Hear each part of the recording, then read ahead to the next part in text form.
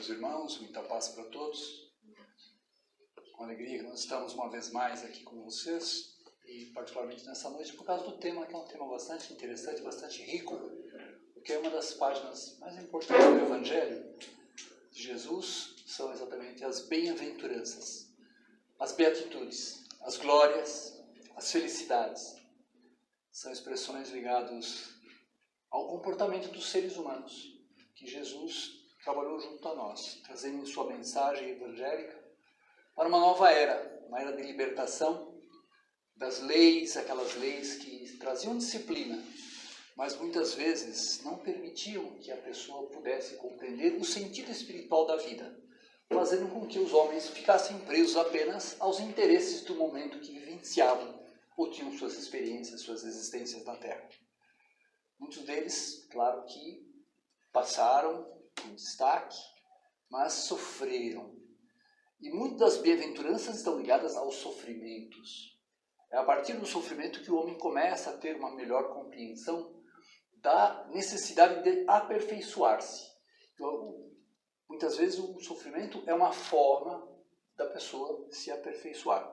Porque vai trabalhando o seu lado emocional, vai trabalhando as suas sensações, a sua sensibilidade, a sua capacidade de percepção. E aí alcançando, através da alma, elevações espirituais, que fazem com que ele possa progredir perante a vida, perante as leis de Deus principalmente, que dão o caminho para que a humanidade possa prosperar do ponto de vista moral. O nosso tema é o capítulo 10, Bem-aventurados os misericordiosos. Então, felizes os misericordiosos, porque eles alcançarão misericórdia. São palavras de Jesus, que estão lá no Evangelho, em Mateus, capítulo 5.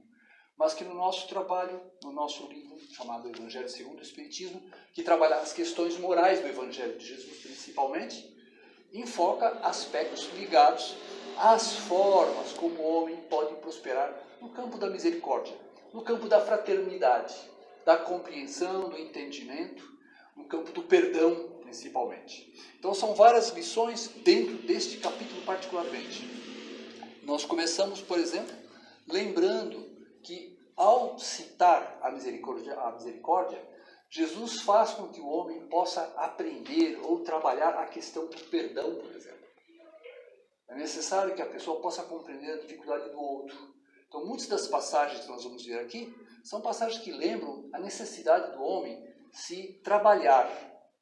O perdão, por exemplo, é uma forma de esquecer como que o direito de ele querer retribuir o mal com o mal. Não ter capacidade de aceitar uma ofensa, por exemplo. Ou então ver com o seu olho, com os seus olhos, no caso, quando o erro do outro está presente, esquecendo que ele também pode errar, que também pode encontrar dificuldades para se comportar na vida. Então, algumas das passagens que nós temos, por exemplo, é o não julgar.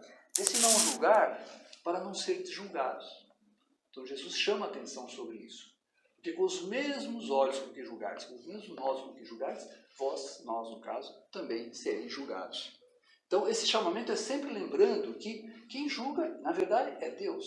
E Deus está presente em nossa consciência. Então, se nós quisermos perdoar alguém, podemos perdoar. Mas quem perdoa efetivamente é Deus. Quem perdoa perfeitamente é Deus. Então, nós estamos aos poucos trabalhando essas questões todas e buscando ver essa questão, como é que fica. Então, não julgar para não ser julgados. Porque com os mesmos modos ou métodos com que julgares, vós também sereis julgados.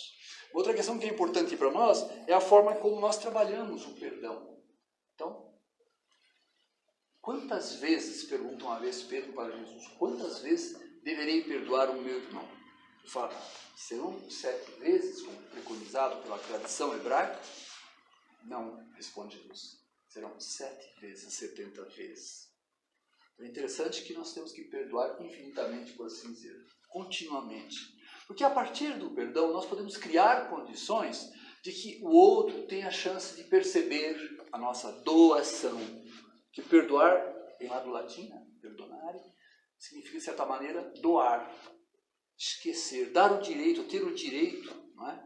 De dar a si o direito de esquecer uma ofensa. Então, essa ideia de perdoar várias vezes, quer dizer, não se deve ficar guardando mágoas, Porque essas mágoas acabam trazendo problemas para nós. E se nós guardarmos rancor, se nós guardarmos lembranças infelizes, naturalmente a vida prossegue no mundo espiritual. E, consequentemente, nós vamos continuar junto ao corpo espiritual que temos, memórias das nossas infelicidades, das nossas dificuldades. E passando para o mundo espiritual, arrastamos conosco a lembrança propriamente dita, a memória propriamente dita, e também essas memórias físicas e espirituais, vamos chamar assim, do corpo espiritual. Então, consequentemente, vamos chegar do outro lado, vamos continuar ainda trabalhando essas questões com dificuldade, voltaremos talvez à Terra com dificuldades em relação ao perdão, reencontraremos as pessoas exatamente para poder dirimir e resolver as questões, e aí, mais uma vez, começa tudo de novo. Com outra etapa, com outro tempo, mas ainda com os problemas básicos da vida. Então, o perdoar é importante para que nós possamos até aliviar a nossa própria carga. E Jesus assim o fez, até inclusive no seu momento crucial, no seu momento final, perdoando aqueles que o haviam agredido, o haviam preso, o haviam colocado na cruz. Né? Ele pede a Deus, Pai, perdoai-os. Né? E assim somos nós também perante as nossas dificuldades. E por mais que tenhamos isso, temos que trabalhar essas dificuldades.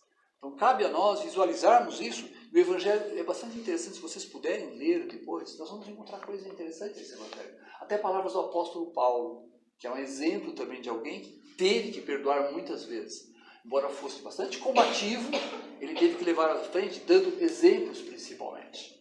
Então esses exemplos são marcantes. É nisso que o Evangelho vem nos buscar, né? Para que nós possamos trabalhar isso.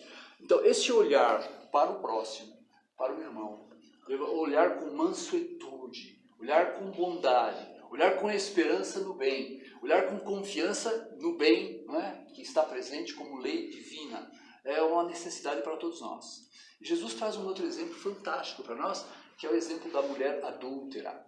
Aparece também no nosso texto, lá no item 12, onde se conta uma passagem que está no Evangelho de Jesus, segundo João, capítulo 8 de João, Evangelho de Jesus, onde se diz que um dia Jesus, vindo do Monte das Oliveiras, que fica um pouco acima do monte onde está o templo, estava o templo de Jesus, mais ou menos uma centena de metros acima, no sentido vertical, ele voltando do templo, após passar a noite no Monte das Oliveiras, chega ao templo e ele encontra as pessoas. E Jesus tinha o hábito de conversar, né? Porque ele era um mestre em relação às leis de Deus.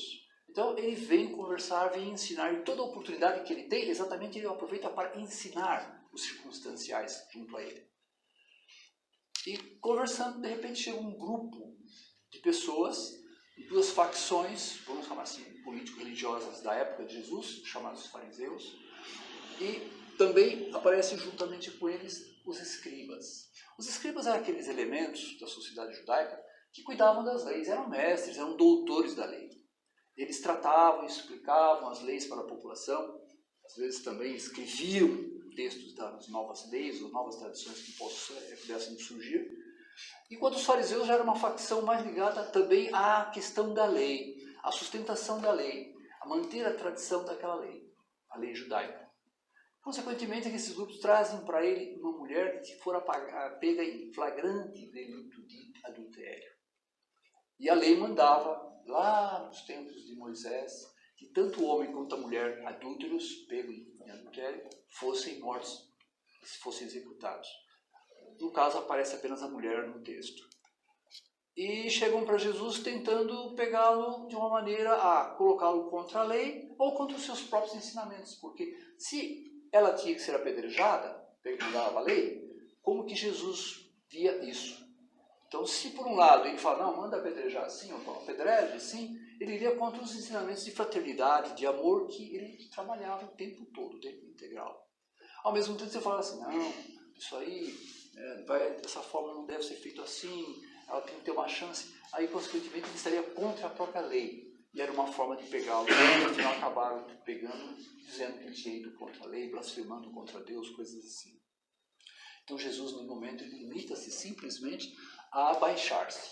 Ele não conversa, não fala, toma um gesto de abaixar-se e começa a escrever no chão. O texto em João não fala que palavras foram ali escritas. Passou um certo tempo, claro, terrível para a mulher. A multidão continua apupando ele, querendo que ele respondesse. Ele continua escrevendo. Como eles insistissem, ele levanta-se e fala, aquele que estiver sem pecado, atire a primeira pedra. E volta a escrever. E claro que naquele momento ele age de uma maneira extremamente inteligente, hábil, né? Mas ao mesmo tempo dando oportunidade para as pessoas refletirem sobre a situação, tanto da mulher, como dos outros, como de si próprios. E as pessoas começam, os mais velhos, ao perceber, né, as coisas que ele escrevia ali. Há uma tradição que fala que ele escrevia exatamente os adjetivos relativos aos comportamentos das pessoas que estavam presentes, apupando aquela situação, criando aquela situação difícil para aquela mulher e também para Jesus. Então os mais velhos vão saindo primeiro, talvez largando suas pedras, se afastando daquele lugar no templo. Nós sabemos que o templo era um lugar de sacrifícios. É interessante isso. Tinha até um espaço específico para sacrifício de animais. Um dos grandes heróis do cristianismo nascente, Estevão, foi sacrificado, foi morto no templo, dentro do templo. Então, consequentemente, nós vemos, o próprio Paulo passou muitas vezes por dificuldades ali, né? Então, nós vemos uma situação em que ele simplesmente acha melhor trabalhar silenciosamente e fazendo as pessoas refletirem. E as pessoas, muitos deles, porque eram doutores da lei, conheciam a lei, começam a perceber que eles também não tinham condições de querer julgar aquela mulher ou de condenar aquela mulher, porque eles também tinham erros. Eles tinham a sua própria consciência. E, consequentemente, ao sair, ao se retirar, a mulher vai ficando solitária. Aí Jesus se volta para ela e fala: mulher, onde estão os teus acusadores? Ninguém te condenou? Aí ela responde: ninguém. Ele fala: então vai e não peques mais. Então, cada um desses momentos, dessa circunstância que nós relatamos, e que se acha no Evangelho de Jesus segundo João, pode ser analisada, pensada, seja em termos de tradição, seja em termos de aspectos legais, seja em termos de comportamentos, mas acima de tudo é pensar na atitude de Jesus não condenando a mulher.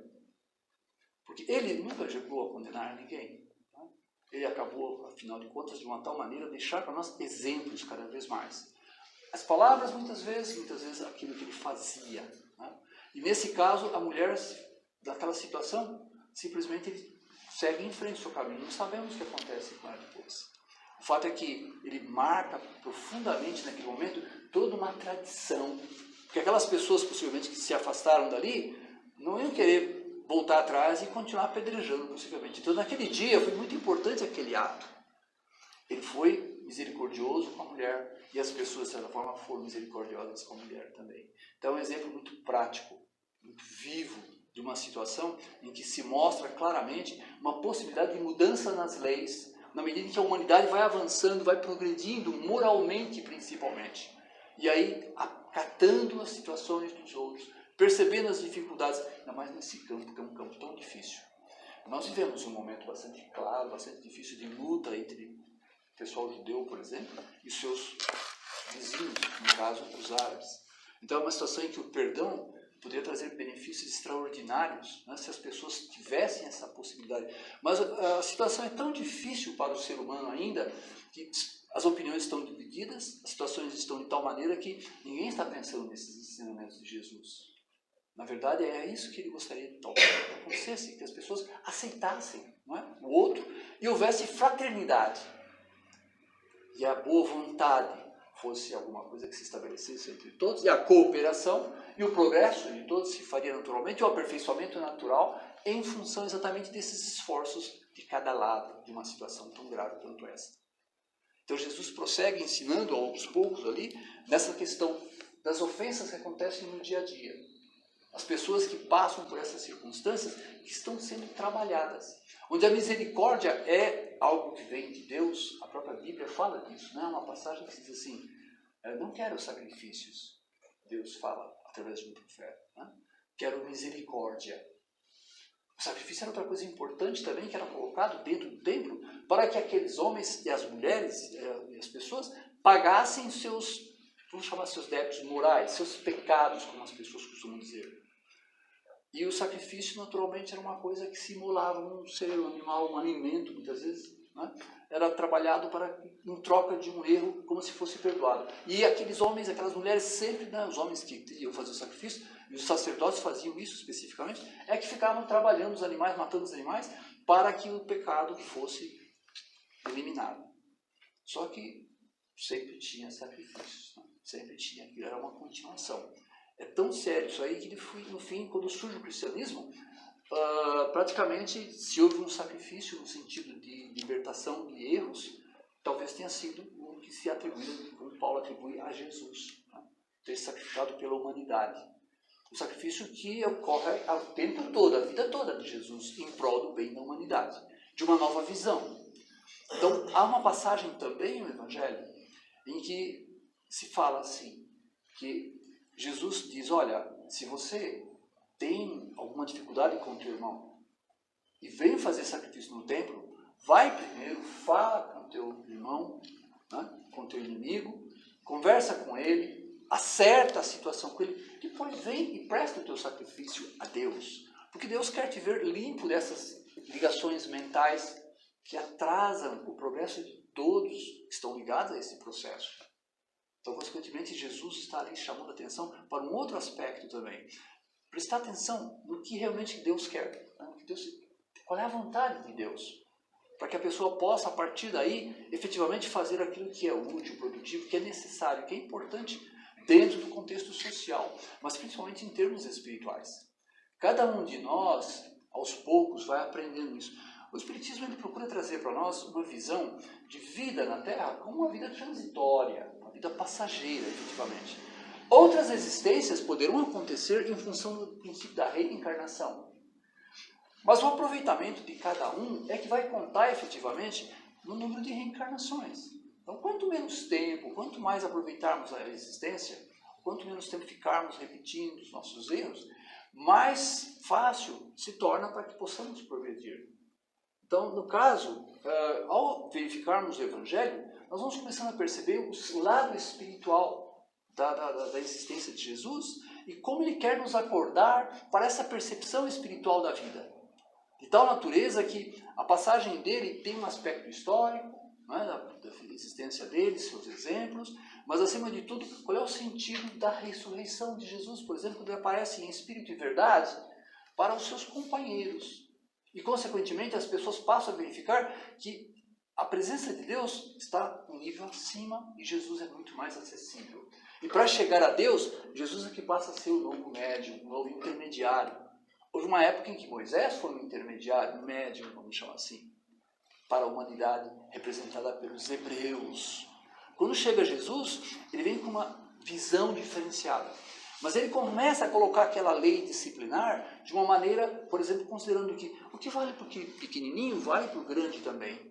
Então, tudo é considerado dentro da lei. Os próprios pensamentos. Então, não matar é uma lei de Deus. Agora, não pensar em matar também é muito positivo, porque a pessoa não chega a efetivar o ato de matar. Então, ele começa a trabalhar um outro lado da vida, onde a mente, o pensamento, tem importâncias fundamentais. Então, essa ideia da pessoa ser mansa, ser pacífica, como Jesus passou para nós, já nasce exatamente na alma.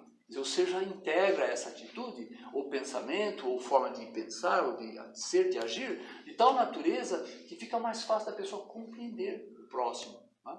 Evitar certas formas de possibilidades, digamos, de agressão. Então, começa na família, né? O elemento na família, passa para a sociedade, depois para o país, então se torna um país pacífico, a partir de coisas bastante simples. Então Jesus trabalha isso o tempo todo praticamente.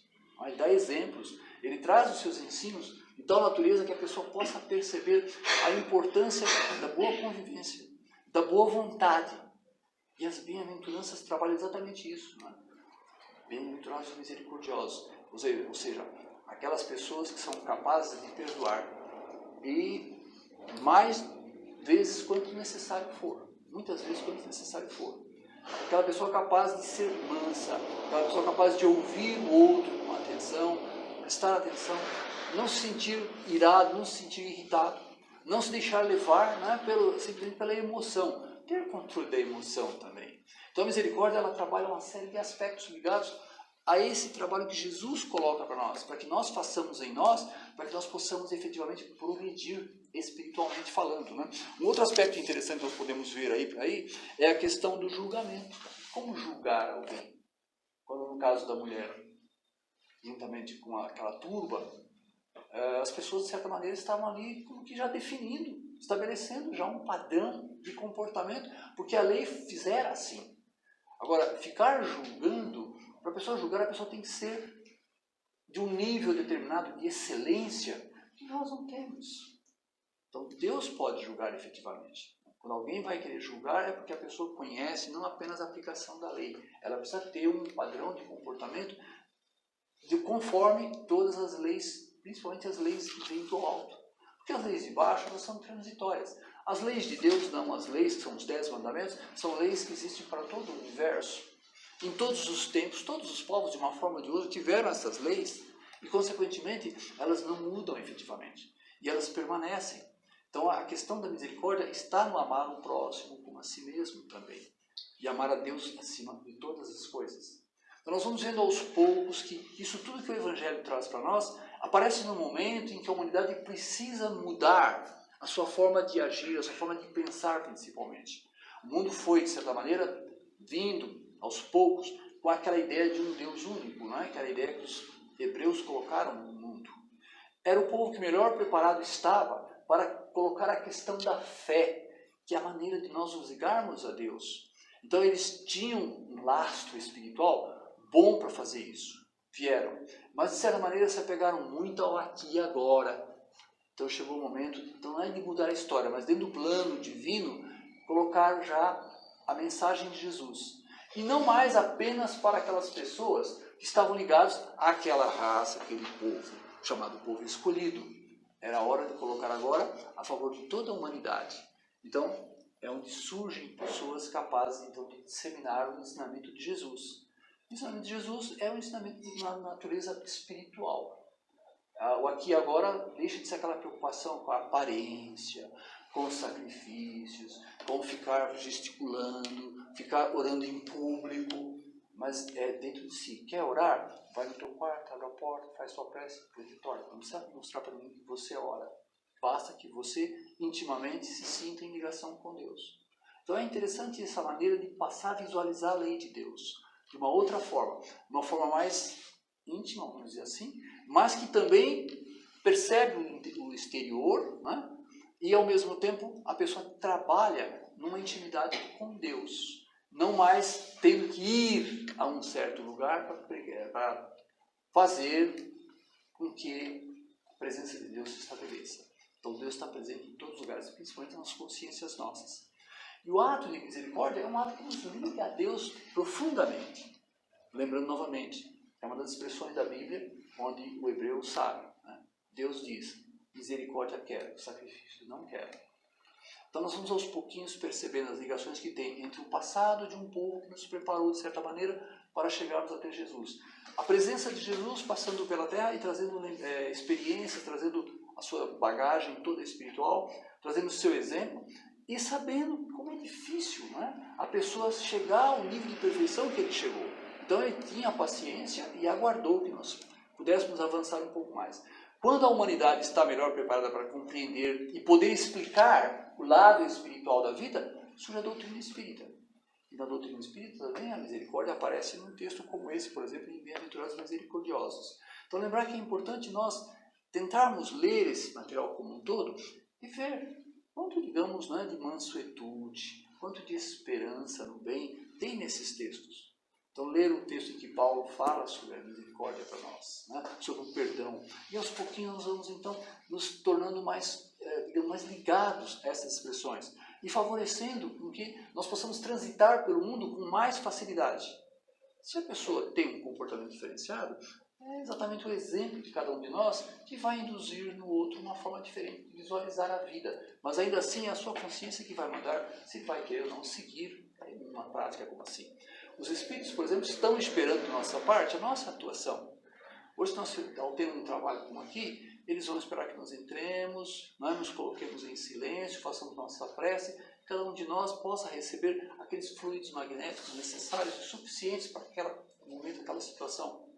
Mas a nossa ligação permanece e continua. Vamos dormir, naturalmente, vamos ter a ligação, né? Pode continuar às vezes no espaço, depois também. Agora, a questão do texto, nós aqui temos que procurar deixar ele penetrar em nós e fazer com que ele possa frutificar, trazer frutos, para que no futuro nós possamos também trazer esses frutos para outras pessoas. Então, o nosso relacionamento no dia a dia, o nosso magnetismo pessoal, a nossa presença, os nossos exemplos também vão falar por nós, assim como Jesus falou através dos seus exemplos para nós. Então, que cada um de nós possa trabalhar essa questão da misericórdia como, não é exatamente uma moeda de troca, mas um meio de penetração do bem perante os nossos semelhantes. Que seja perdoando, para que sejamos perdoados. Lembrando que é Deus que vai fazer efetivamente esse perdão. Serão as nossas passagens pela terra que vão nos auxiliar na depuração de cada um de nós. Serão também os nossos atos, os nossos pensamentos, as nossas palavras, que vão nos favorecer na melhor passagem pelo mundo, aliviando-nos das dificuldades, favorecendo a compreensão dos outros, a boa vontade dos outros para conosco. Que nós possamos, então, cada um de nós, trabalhar esses temas dentro da nossa vida. Isso começa em nossa família, começa em nosso trabalho muitas vezes.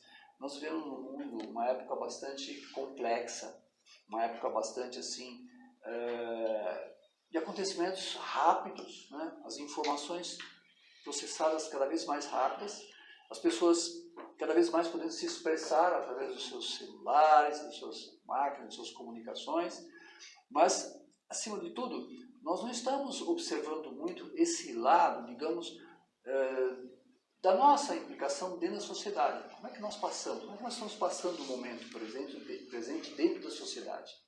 Como é que a nossa passagem está marcando os nossos passos aí? Como é que estamos deixando as nossas marcas? Né? Lembrar que Cristo deixou suas marcas para nós num campo de simplicidade, numa área bastante simples, uma área praticamente agropastoril, né? Mas ele conseguiu deixar a sua luz para que todos pudessem um dia se iluminar também. Então, como é que nós vamos trabalhar esses temas para que eles possam nos ajudar na nossa iluminação interior, diante de tanta informação que temos hoje, tantos interesses, principalmente econômicos, né, vicejando pelo mundo, e como que isso vai transformar o homem para o futuro, porque o tempo todo o homem está ganhando elementos para poder progredir.